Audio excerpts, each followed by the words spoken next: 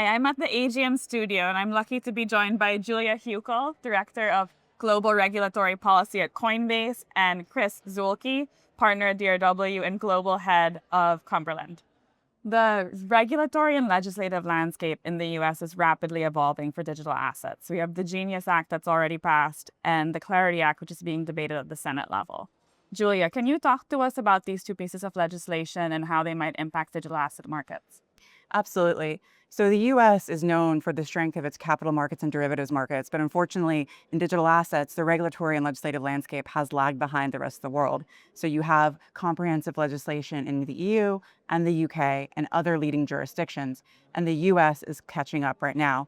The Genius Act has already unlocked massive stablecoin adoption, and we'll only be looking forward to what that can do.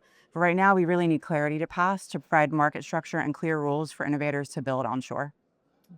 Chris, the CFTC recently issued guidance on how tokenized assets could be used as collateral in derivatives markets.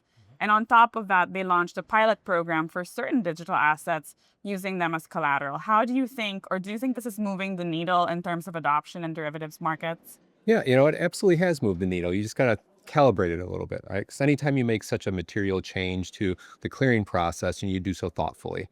And what we're finding is people view it from three different perspectives. The first is technological, and then operational, and ultimately risk management.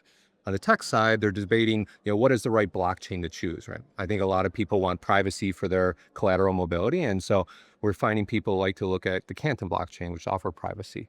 On the operational side, it's a question of IA or VM, and how are you supposed to start? Naturally, I think IA will be a little bit easier since they don't have to deal with the intraday movement of assets. It just kind of meets the typical cycle.